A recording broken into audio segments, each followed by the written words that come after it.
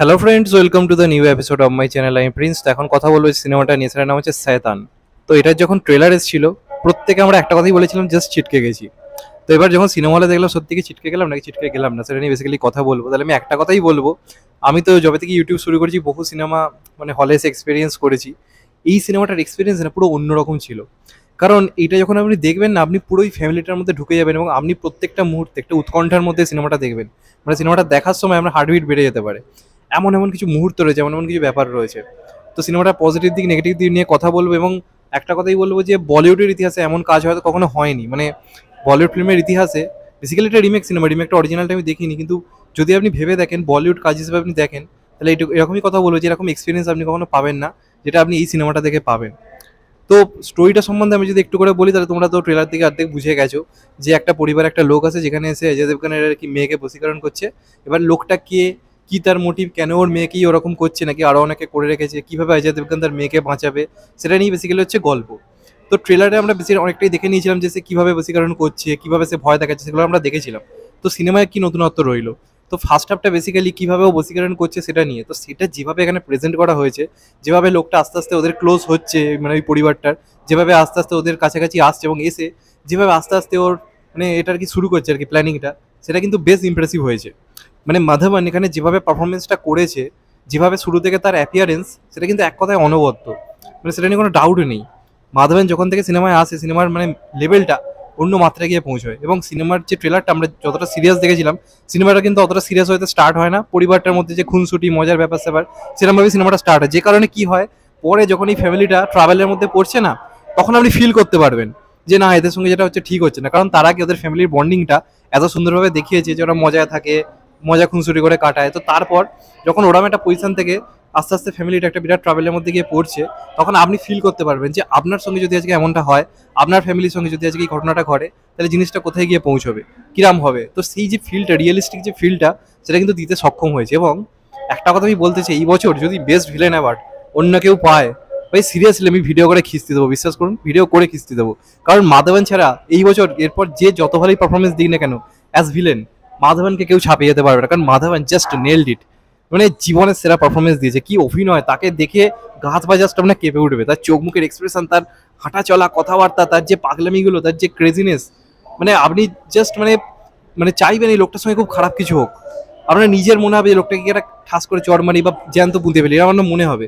জিনিসটাকে এমনভাবে প্রেজেন্ট করা হয়েছে, এমন তার মানে চরিত্রটা এতটা খারাপভাবে দেখানো হয়েছে। এবং মাধবনের মতো অভিনেতা এরকম একটা স্ক্রিপ্ট যে বেঁচেছে, এরকম একটা খারাপ চরিত্র, সেটা কিন্তু মানতে হবে ভাই, তার দম রয়েছে। এবং সে পারফরমেন্সে জাস্ট উধরে দিয়েছে। এবং অপরদিকে অজয় দেবগান শুধু চোখ দিয়ে অভিনয়।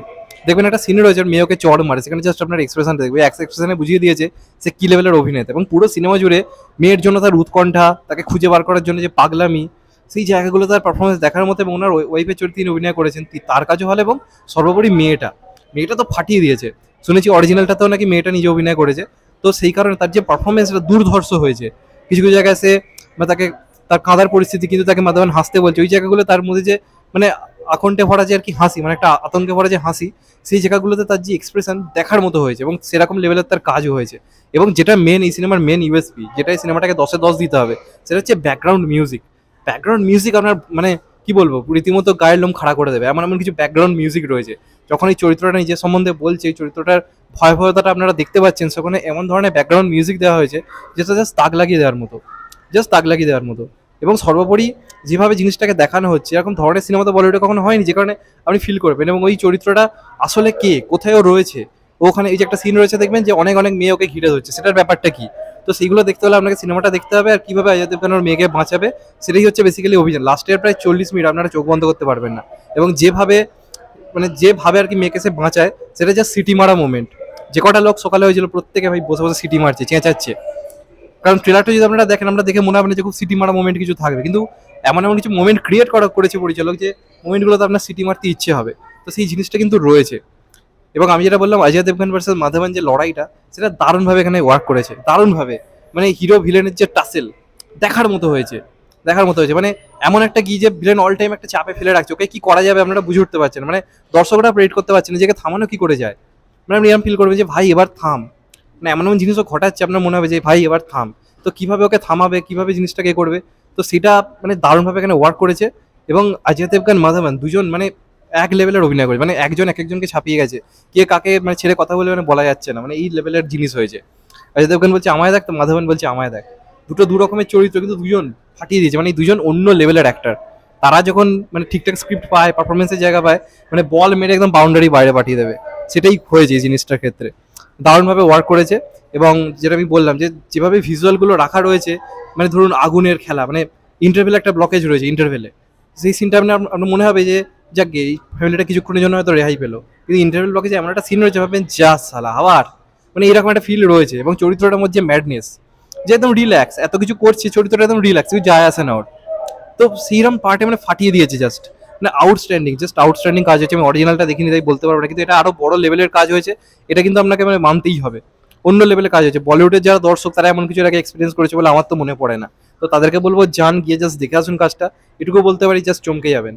এবং লাস্টে একদম শেষে একটা পোস্ট ক্রেডিট সিন রয়েছে, সেটা বেসিক্যালি কোনো পরবর্তী পার্টের নয়, সেটা সেই সিনটাকে দারুণভাবে করা হয়েছে। মানে অনেকে বলতে পারে হয়তো না থাকলেও চলতো, কিন্তু সিনটাকে খুব ভালোভাবে মানে এমন তেমন মেকআপ ফেকআপ দিয়ে এমনভাবে করা হয়েছে, সিনটার প্রতি আপনার একটা ফিল আসবে। তো আমি এটাকে রেটিং দেবো অবভিয়াসলি 5-এ 4। আমি সত্যি বলছি, নেগেটিভ পয়েন্ট যদি আমাকে খুব খুঁজে মানে একজন রিভিউয়ার হিসেবে যদি নেগেটিভ পয়েন্ট যদি জোর করে বাঁচতে বলে, তাহলে আমি একটাই বলবো, ইন্টারভেলের পরে একটুখানি স্লো লাগছিল সিনেমাটা। মানে ইন্টারভেলের টাইমে যেরকম ফার্স্ট পার্ট গল্পটা এগো, ইন্টারভেল থেকে মিনিট 10-15 একটু স্লো ছিল, তারপর কিন্তু সিনেমাটা নিজের পিক আপটা নিয়ে নেয়। তো সব মিলে খুব ভালো কাজ হয়েছে, আর সেরকম কোনো নেগেটিভ পয়েন্ট আমি খুঁজে পাইনি, এবং আমি বলবো এটা মাস্ট ওয়াচ মুভি। আমার মনে হয় ওয়ার্ড অফ মাউথে সিনেমাটা কিন্তু পরবর্তীকালে দারুণভাবে ওয়ার্ক করবে এবং বক্স অফিসে যা ঝড় তুলে দেবে, এটা আমার ব্যক্তিগতভাবে মনে হয়। তো দেখা যাক ফাইনালি কেমন হয়। আমি বলবো অবশ্যই দেখে আসুন, কারণ এরম এক্সপিরিয়েন্স আপনারা খুব কম করেছেন। আপনার ভয়ও পাবে, আপনার রাগও ধরবে, আপনি কিছু কিছু সিনেমা শুরু থেকে আপনার মজাও লাগবে। তো সব মিলে যেভাবে জিনিসটাকে করা হয়েছে, দুর্দান্ত কাজ হয়েছে। বলিউডের one of the best movie, এটা নিয়ে কোনো ডাউট নেই। অজয় দেবগানের one of the best performance, এবং মাধবন স্যালুট ম্যান, স্যালুট, এটাই বলার। যাই হোক, চ্যানেলটা নতুন হলে চ্যানেলটাকে সাবস্ক্রাইব করে দিও, অ্যান্ড কেটে বেল আইকন। ভালো থেকো সবাই, টেক কেয়ার, নমস্কার, আবার দেখা হবে। এখন তো ভাই সবাই ভালো থেকো, সুস্থ থেকো, নমস্কার, টেক কেয়ার, আবার দেখা হবে।